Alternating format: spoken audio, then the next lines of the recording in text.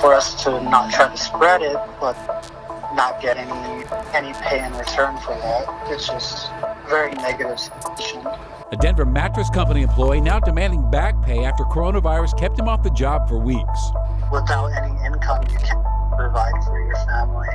Another county takes a stand on masks.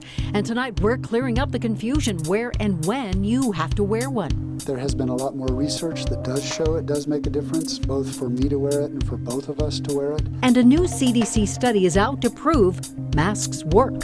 Plus, progress on a potential vaccine. What researchers say is a promising sign. All workers are now eligible for paid sick leave in Colorado. Governor Jared Polis signed that bill into law today. Now, this comes too late for workers at Denver Mattress. A COVID-19 outbreak started in late June, and several workers came down with the virus and had to take time off work without pay. Denver7's Gary Brode spoke to one of those employees who's now demanding the company pay him for that time off. Denver Mattress Distribution Center is still open, despite an active outbreak listed on Colorado's COVID-19 website, with 6 confirmed cases and 1 more probable case. I came up positive for actual COVID-19. Including this delivery driver who asked to have his identity hidden. So we weren't really comfortable delivering anymore because we just weren't sure if we were spreading it or anything. According to the state's website, the outbreak began June 26th, leaving workers in a bind. Told him that I came up positive. He was like, okay, well, you are going to have to take at least 10 days off. And I was like, okay, is there any sick leave or am I able to get unemployment? And he had said that there's no sick leave and that I was not eligible for unemployment since they were not going to take responsibility because they were not sure if I got it from work or where I got it. However, the governor took steps in the spring to protect workers who lost wages because of COVID-19. Then, Tuesday, and we also passed legislation to provide paid sick leave for everybody in Colorado. Governor Polis announcing a new law giving paid sick time to hourly employees through the end of the year for reasons related to COVID-19. Nobody who has any symptoms should go into work because it could be a cold, it could also be coronavirus. But that doesn't help this worker who missed time before the bill was signed, who says Denver Mattress made their workers feel rushed to get back on the job. So a lot of other guys decided to just go back as soon as they felt better because that's what Denver Mattress was telling them. The nonprofit group Towards Justice sent a letter to the general manager of Denver Mattress on behalf of that worker, demanding that they pay for every day that he missed. A Furniture Row who owns Denver Mattress says they are investigating the claim. Reporting here in Denver, Gary Brode, Denver7. City of Castle Rock now has decided to opt out of the Tri-County Health's mask order. Castle Rock's in Douglas County, whose leaders, as you know, have been very vocal about opting out. In fact, Douglas County announced last week they were cutting ties altogether with Tri-County Health.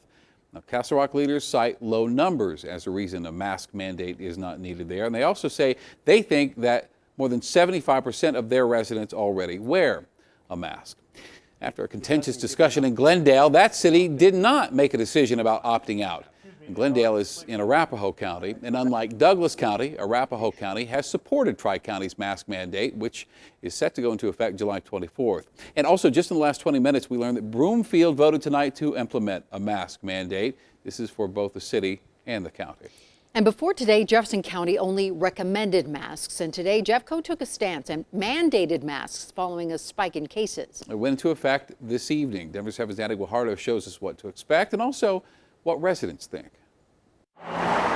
A surge in coronavirus cases. We are seeing a drastic increase. Finalized the decision to mandate masks in Jefferson County. The general rule of thumb is if you are outside of your residence and you are in an area where you are not able to social distance, you should wear a mask. That includes going into businesses. The biggest differences from other orders, cities can't opt out, and children as young as 5 must wear a mask. Some agree with the mandate. The sooner we get on top of this thing, the sooner we can go back to our lives. Others disagree. I'm against the mandate.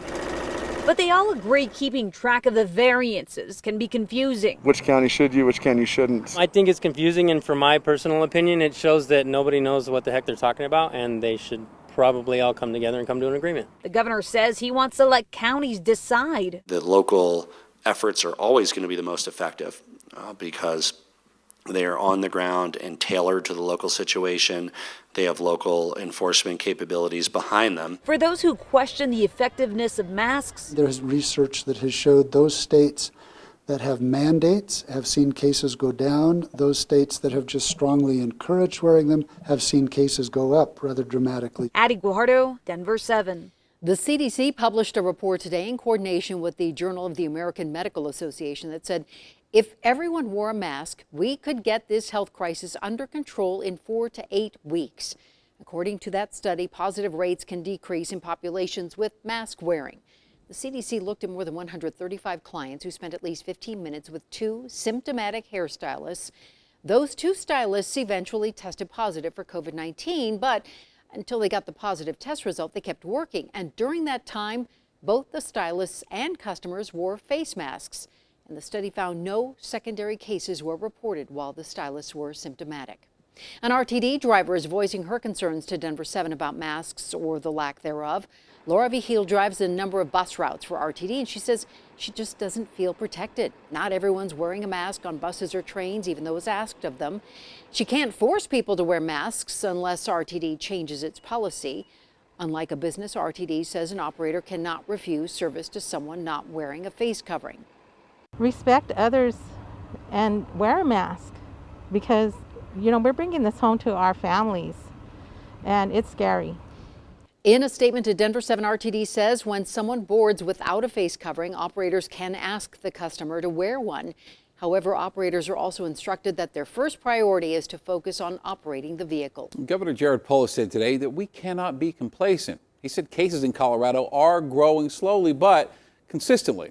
We're just not seeing the numbers, fortunately, that are being seen in Arizona and Texas and California. But Polis did warn that restrictions could be put back in place if numbers keep growing. So tonight, there are 378 hospital beds in use, an increase of 45 from Monday's numbers. And there are another 444 positive cases reported today, bringing the state's total to nearly 38,000. And some promising news in the race to develop a vaccine here in the U.S. A COVID-19 vaccine made by Moderna triggered an immune response in all volunteers who received it. This is according to the New England Journal of Medicine, where the results of the vaccine's phase 1 trial were published today. Now, on top of that, their levels of antibodies were similar to the patients who naturally recovered from COVID-19. The 45 volunteers had only some side effects, including fatigue, chills, and muscle pain. The next phase of this trial gets underway later on this month. After that, regulators will decide whether to approve it. The biotech company Moderna says it will be ready to deliver up to 1 billion doses a year starting in 2021. Well, just a day after announcing its plans to reopen schools in the fall, Douglas County School District is pushing back the first day of school by 10 days. So now instead of August 7th, it will be August 17th. And there were concerns that starting the first week of August, it didn't give educators enough time to prepare, to get training, and to implement proper health and safety protocols. In the Evergreen area, some evacuations were lifted this evening, allowing people back into their homes as crews work to contain the Elephant Butte fire. It's still holding at 50 acres. It is 25% contained, and still no word on what caused this fire.